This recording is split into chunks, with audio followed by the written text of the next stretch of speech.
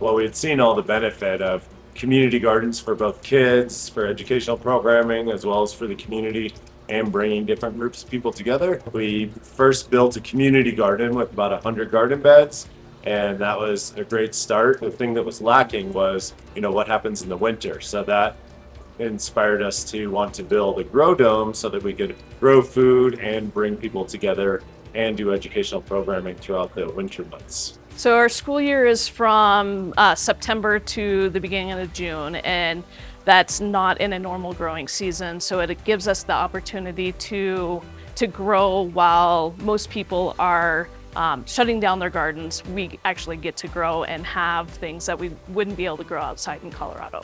We're able to explore the gardens and being able to go in the grow dome to be able to get our hands a little dirty, but also get into the science behind it all and be able to get the kids inside of the actual learning instead of just reading about it. Now they get to do it.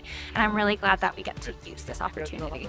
My favorite part about the class was how we were so involved in nature and that everything was so close by. Obviously we get to see it outside the dome, but inside we got to connect with it a lot more in such a small space. The grow dome is amazing. It's my first time working in a grow dome, and we planted in all these beds over the winter, and it's just become so green and gorgeous in here. All along the way, it's just been so cool to see the possibilities of this space, and especially for a learning garden, to be able to have this season extension and such an exciting environment in here for our students, and to have plants that we might not be able to even grow in Colorado at all, like our fig tree, lemons. All of those things really excite the kids to be able to actually see those in real life. In New Mexico, in a place that is not tropical at all, we're growing this beautiful passion fruit plant.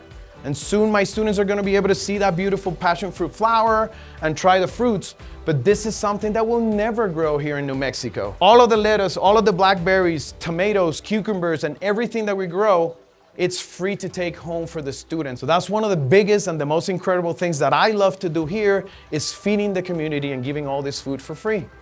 A feeling I get when going into the dome is, I guess, grounded.